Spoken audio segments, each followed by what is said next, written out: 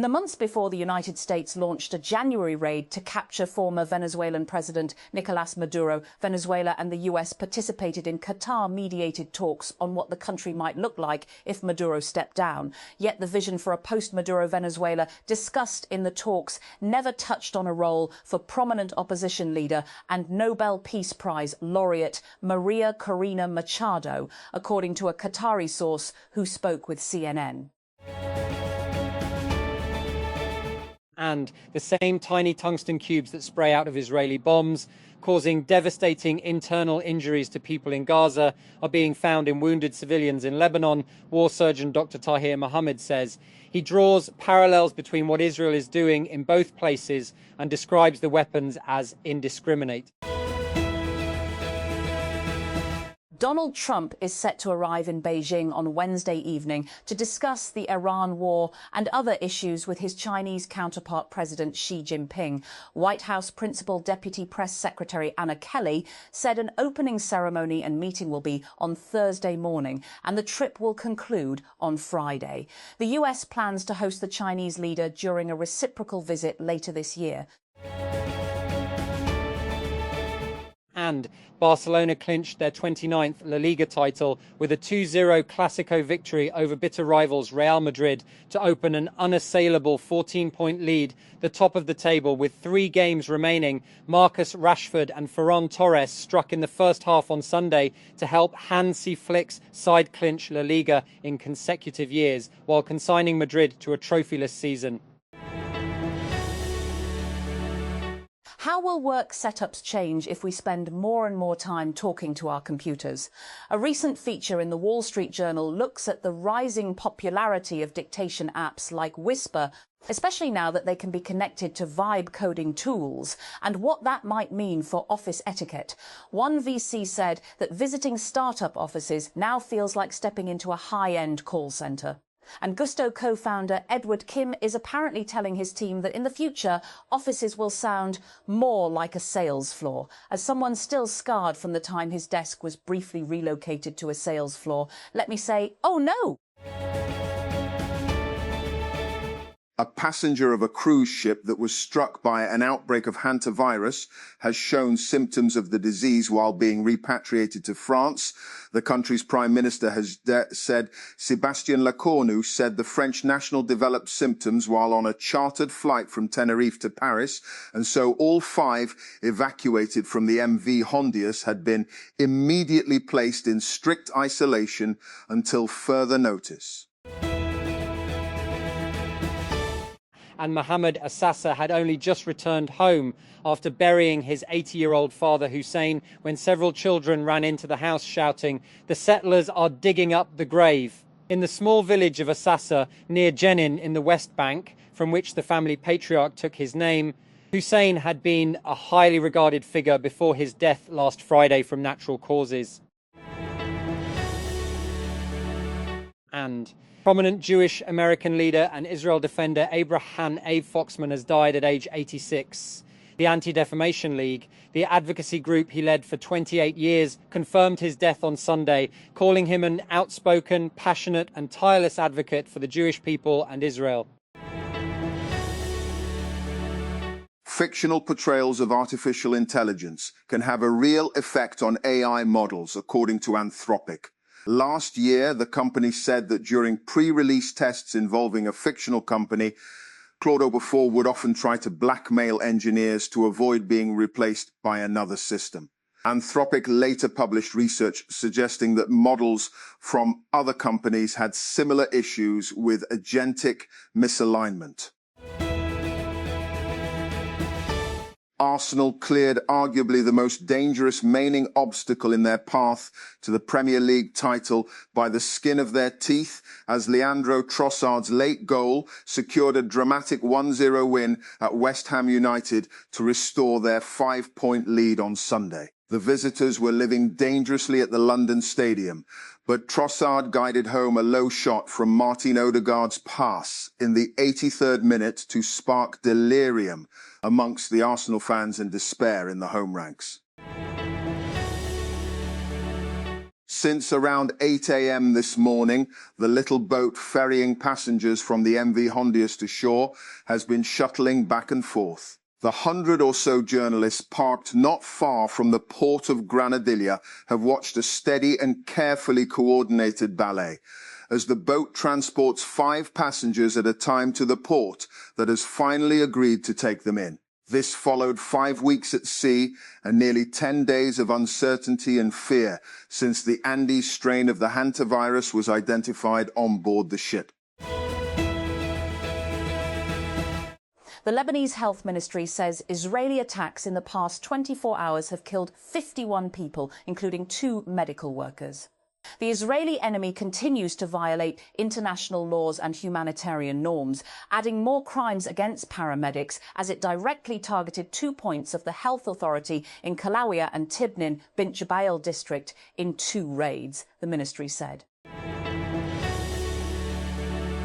Volunteers at Al-Shifa Hospital cleared rubble and planted olive trees in the courtyard as a symbol of hope where more than 500 bodies were recovered from mass graves. Once Gaza's largest medical complex, Al-Shifa was devastated by repeated Israeli attacks and sieges during Israel's genocidal war on Gaza.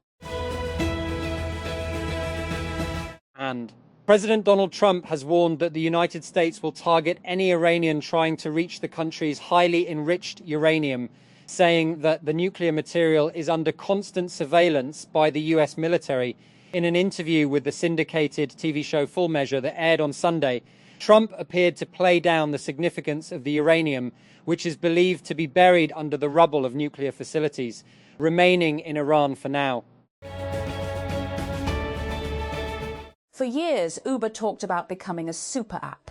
Then Waymo started picking up passengers in San Francisco, and the conversation grew more urgent. The company has been trying to embed itself inside the AV industry as a data provider, an investor and a distribution platform, but the consumer-facing bet may be just as important. 2 weeks ago, Uber held its annual Go Get product event in New York and announced something its executives had been circling for a long time.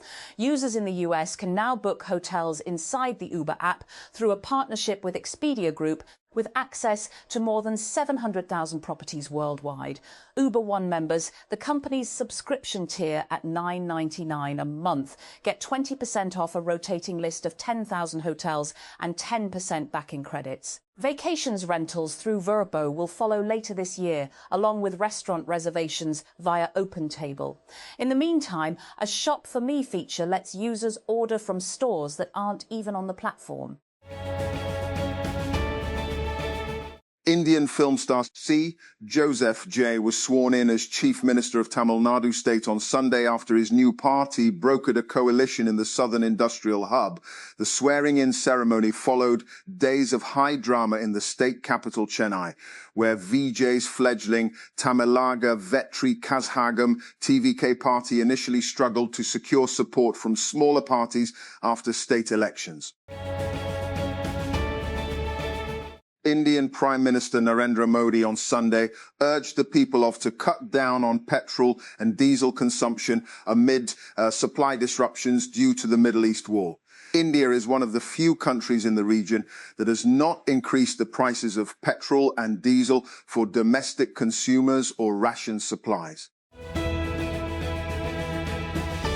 Demonstrators gathered at Clifton's Beach View Park on Sunday for the annual Aurat March in Karachi, shadowed by the arrests of women's rights activists on Tuesday and only permitted under restrictions on what can be said, brought and worn. The event attracted a crowd of a few hundred people at the venue. Despite the restrictions, many important subjects of women's rights were highlighted, including the right to bodily autonomy.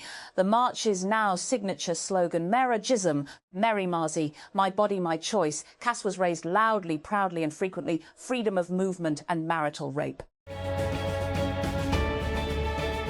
And Tehran, Iran's skyrocketing inflation is jeopardizing food security among households in conflict. Hit Iran, new figures show, as diplomatic efforts to end the war launched by the United States and Israel intensify. The people must realistically understand the conditions and restrictions of the country. President Masoud Pezeshkian told a group of officials who gathered on Sunday to discuss rebuilding structures damaged or destroyed in US and Israeli attacks. Mehdi Hassan Miraz claimed 5 wickets to give Bangladesh a slender lead after Pakistan debutant Azhar Nawaz hit 103 on a rain-hit third day of the first test on Sunday. Pakistan made 306 all out in response to Bangladesh's first innings, total of 413 in Dhaka. And Al Jazeera's Al-Migdad El-Rahaid reports from Tehran that Iran has sent its response to a US proposal to end the war via mediator Pakistan, according to state news agency IRNA. Tehran has been saying negotiations should focus on ending hostilities, securing guarantees against future attacks, and reopening the Strait of Hormuz. Vladimir Putin has signalled that his country's war with Ukraine may be coming to an end, as the Russian president again blamed the West for prolonging the fighting through military support to Kyiv. Speaking after Victory Day events in Moscow, Putin said on Sunday that he was ready to hold direct talks with his Ukrainian counterpart, Volodymyr Zelensky, in Moscow or a neutral country. At least 3 people have been killed in Russian attacks on Ukraine in the past 24 hours, despite a 3-day ceasefire announced by US President Donald Trump that came into effect on May 9. Regional authorities on Sunday reported 1 death each in Ukraine's Zaporizhia, Dnipropetrovsk, and Kherson regions. Anthropic and xAI announced a big partnership this week, with Anthropic buying all the compute capacity at xAI's Colossus One data center in Tennessee. On the latest episode of TechCrunch's Equity podcast, Kirsten Korosek, Sean O'Kane, and I discussed what the deal might mean for xAI's parent company SpaceX, as SpaceX prepares to go public and apparently plans to dissolve xAI as a separate organization. And welcome back to TechCrunch Mobility, your hub for the future of transportation, and now more than ever, how AI is playing a part. To get this in your inbox, sign up here for free. Just click TechCrunch Mobility. After years of hints and preparation, the Uber-backed electric bike and scooter rental startup Lime have filed for an initial public offering. A micro-mobility company going public in 2026? Surely it's the wrong year. Prime Minister Shehbaz Sharif confirmed on Sunday that Pakistan had received Iran's response to a US proposal to end the war in the region. Speaking at a ceremony held in Islamabad to commemorate Marka-i-Haq, the Premier mentioned Pakistan's efforts for de-escalation between the US and Iran, stating that Chief of Defence Forces and Chief of the Army Staff Field Marshal Azim Munir had informed him a while ago that Pakistan has received Iran's response. Khyber Pakhtunkhwa Governor Faisal Karim Kundi, in a meeting with PTI leaders on Sunday at Governor House KP, discussed the province's constitutional and economic rights, stressing on the need to present a firm case before the federal government to ensure justice and fair treatment. In a social media post on X, Governor Kundi said that PTI leaders, including former National Assembly Speaker Asad Kaiser, MNA Junaid Akbar, and other parliamentarians, called on him for a constructive exchange on the pressing issues of KP.